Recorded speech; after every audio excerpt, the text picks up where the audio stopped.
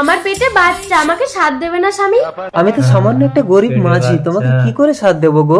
এই নে যক্ষীর থালি, এই থালিতে তোর বউ সাথ করে যা খেতে চাইবে তাই পাবে। তবে মনে রাখিস, এই থালিতে মাছ মাংস চাইলে কিন্তু আমি এই থালি আর ফেরত নেবো না, পরিবর্তে তোর বউকেই নিয়ে নেবো। যত সব আজগুবি। কই আমাকে মাংস দাও তো যক্ষীর থালি।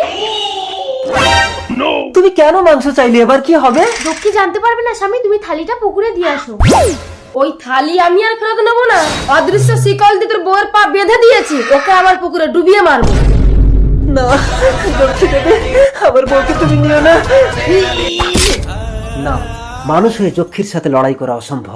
এই গাছে থাকে দৈত্য, এই গাছকে যদি জড়িয়ে ফেলি তাহলে দৈত্যই পারবে একমাত্র যক্ষীর হাত থেকে আমার বউকে বাঁচাতে। আমার বড়দাটা অদৃশ্য শিকল দিয়ে কে টেনে ফেলেছে? আমি যক্ষী, ওর বউ আমার থালি নষ্ট করেছে, তাই আমি ওর পায়ে অদৃশ্য শিকল দিয়েছি। তুমি আমার বড়দা ফেলেছো, আমি তোমার অদৃশ্য শিকল টেনে ছিঁড়ে দেবো। তুমি আমার শিকল ছিঁড়ো না, তাহলে আমি ওকে পুকুরে ডুবিয়ে মারতে পারবো। যা, তোরা যক্ষীর হাত থেকে বেঁচে গেলি। জয় দৈত্য রাজের জয়।